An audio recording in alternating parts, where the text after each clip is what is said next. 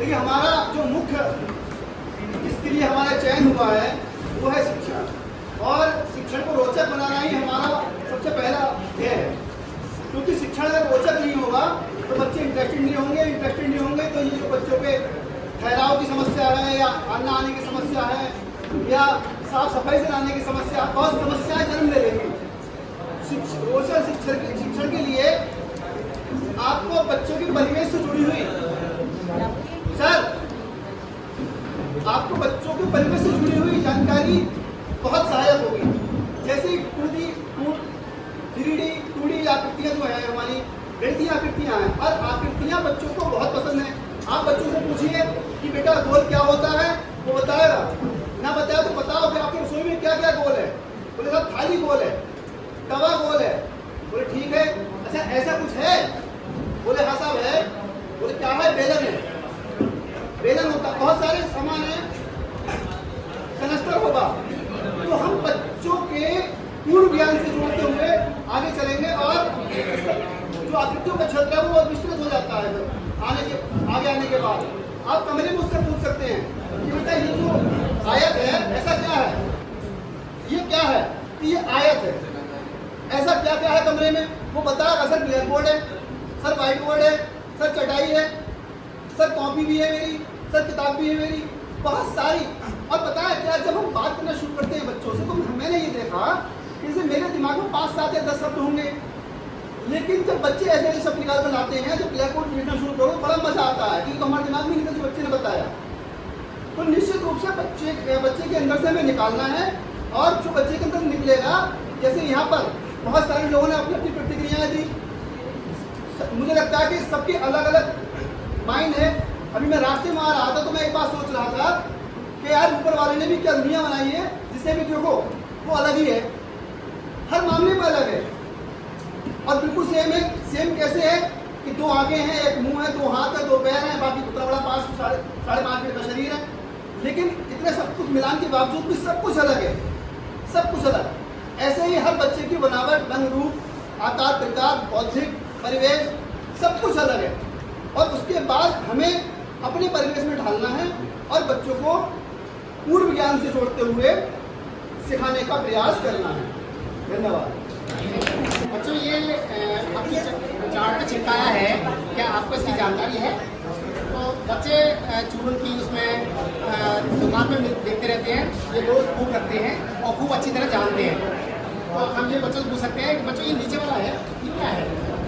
ये मतलब कितने रुपए का ये नोट है? 10 का बता देंगे, ये 20 का, ये 50 का और ये 100 का। हम ये पूछ सकते हैं बच्चों से कि इस 20 के नोट में 10 के कितने नोट आएंगे? बच्चे बता देंगे 2, और 50 में 10 के नोट कितने आएंगे? तो बताएंगे 5। ऐसे 100 के नोट में अगर 10 के नोट पूछेंगे तो बताएंगे 10 आ जाएंगे। लेकिन हम पूछेंगे बताओ अगर 20 के नोट में 50 के नोट में अगर 20 का नोट हम करें तो कितने नोट आएंगे? तो 2 नोट आएंगे और 1 10 का नोट आएगा। तो इस तरह से बच्चे बता देंगे, और हम खेल कराएंगे नोट बिछा कर। ये नोट बिछा लेंगे, और जैसे अंक झपट्टा कराते हैं, सब झपट्टा, बड़ झपट्टा, ऐसे हम नोट झपट्टा भी करा सकते हैं। बच्चों ये 100 का नोट है, बच्चे घूमेंगे, 2 बच्चे घूमेंगे और बाकी ग्राउंड में खड़े होंगे। तो बच्चों 100 का जो नोट है वो उठा कर दिखाइए। तो ये लोग बोलेंगे 100, तो बच्चे उठाएंगे, जो उठा लेगा वो विनर हो जाएगा। और इसी तरह से हम कराते हैं। हम बच्चों को पूछेंगे क्या बच्चों इनसे हम कुछ ले सकते हैं? तो बताओ हम इनसे कुछ ले सकते हैं? नहीं। ले सकते हैं? आप ये पूछ सकते हैं उनसे कि ये खेल मुद्रा है, असली मुद्रा अलग होती है, तो हम असली मुद्रा भी दिखा सकते हैं। बहुत बढ़िया सर। बच्चों को पढ़ाते हैं जो ठोस वस्तुओं के बारे में प्रदर्शन मतलब करना होता है, किस तरीके से बताते हैं कि अगर जुगाड़ को पकड़ा, जुगाड़ को हम अगर ऐसे करके मारेंगे तो उसमें हाथ अपने चोट लग सकती है, मतलब वो नहीं बचेगी, मतलब अंदर के लिए। तो ठोस होता है, ठोस का मतलब 3D होती है। जैसे पेंसिल हो गई, अगर मुलायम होगी तो बच जाएगी, ठोस होगी तो बनेगी नहीं। ऐसे डस्टर होता है, समोसा होता है, वैसे तो समोसा इसमें बनाया है 3D होता है, इसीलिए इसमें ईंटें वगैरह भी दिखाई गई हैं और कंचे होते हैं, तो उसके बारे में बताया गया कि ठोस वस्तु में कैसी होती है। कैसे लिखा जाएगा, 5 कैसे लिखा जाएगा, तो ठोस वस्तु तो नहीं है फिलहाल, लेकिन ठोस वस्तु आसपास के परिवेश से ली जा सकती है और उसके साथ साथ ये बताया जा सकता है कि बच्चों ऐसे कि एक संख्या, एक पदक है तो ये एक ऐसे लिखा जाएगा, 2 सेब है तो 2 ये ऐसे लिखा जाएगा। इस तरीके से बच्चों को बता दिया जाएगा, बच्चा अपने आप ही सीख सकता है। वस्तुओं को गिनकर फिर आगे देखेगा कितनी वस्तुएं और क्या लिखा हुआ है। ठीक है, सही बात। आकृतियाँ होती हैं उनके बारे में बच्चों को समझ विकसित करने के लिए वो आकृतियाँ जनरली होती है। जिसमें हमारे जैसे बच्चे बॉक्स लेके आते हैं, इससे पूछते हैं कि ये कैसा दिखता है, तो वो उन्हें पता वो अजीब से नाम बताते रहेंगे, लेकिन उन्हें बताना है ये नाव है, धन के आकार का है। ऐसे ही जो धन होगा वो चौकोर होगा, बिल्कुल एक बराबर होगा। जो पासा होता है वो बच्चे लूडो खेलते हैं, उसको बताना है कि ये चीज़ धन है, और जो आपका बॉक्स है या किताब है ये नाप है। उस तरीके से शंकु जो बच्चे बर्थडे मनाते हैं तो टोपियाँ लगाते हैं, तो उसमें वो किस तरीके की है, जितना चीज़ वो बताएंगे कि चीज़ बताएंगे कभी तो क्या ना उसे कहते हैं धन, सॉरी शंकु के आकार की होती है, उसे कहते हैं बेलनाकार। बेलन के आकार की क्या क्या चीज़ होती है, बच्चे कहते हैं डंडा। फिर धन में क्या है, जिससे चपातियाँ बनाते हैं तो उनमें क्या बेलन। तो वो बहुत सारी चीज़ें बताएंगे, आप उन्हें हिंट करेंगे तो वो बहुत सारी चीज़ें अपने आप बताते रहेंगे, और फिर उन्हें उससे मैच कर आप बताते रहेंगे इस तरीके का दिखता है जो हमारे पास किट है, इस तरीके की दिखने वाली आपके आसपास की कौन कौन सी चीज़ें हैं वो सारी वो दिखाएंगे। तो वो खुद बताते चले जाएंगे, आप उन्हें बताना कि ये कैसी है, और मतलब ये नहीं है तो ये चीज़ क्या है, मतलब वो चीज़ को बता देते हैं कि ये ऐसी है, लेकिन बेसिकली वो वैसी नहीं होती। तो हम बताते हैं कि उसके बारे में उनकी अवधारणा को राइट करना, उनकी जो समझ में आने। Thank you. प्रयोग करके शिक्षण योजना बनाना। डोमिनो संख्या कार्ड। डोमिनो संख्या कार्ड का उद्देश्य होता है संख्या व उनके जोड़ तत्वों की समझ विकसित करना।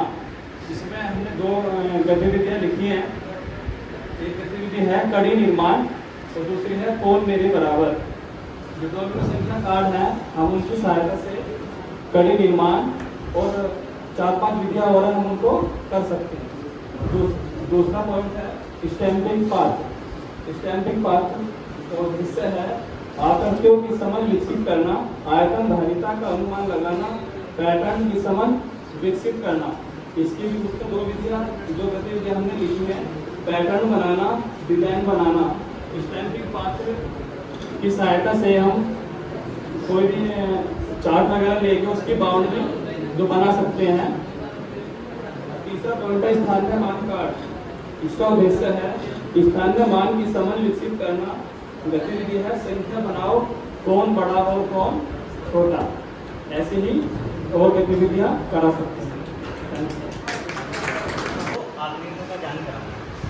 जैसे यहाँ पर कुछ आकृतियाँ बनी हुई हैं, तो हम इसमें बता सकते हैं कि इसमें 4 रेखाओं से कौन सी आकृति बनी हुई है, 6 रेखाओं से कौन सी आकृति बनी हुई है, ठीक है। या उसके अलावा टाइल्स में एक गोल आकृति दी है, उसके विषय में भी बता सकते हैं।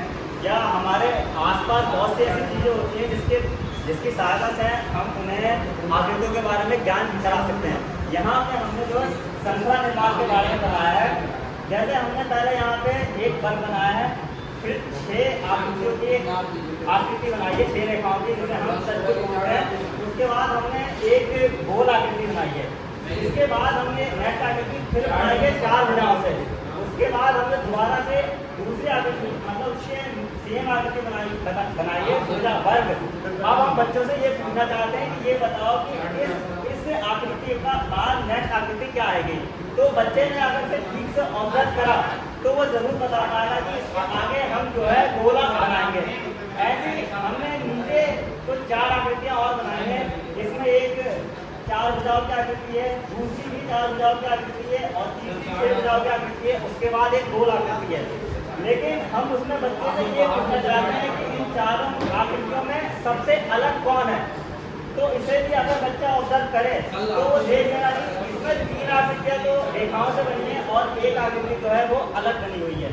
और नीचे हम बच्चे से ये पूछना पूछना चाहते हैं कि इसमें बढ़ता हुआ क्रम है, तो इसके आगे जो है जो आकृति बनेगी इन आकृतियों से बड़ी बनेगी या छोटी बनेगी?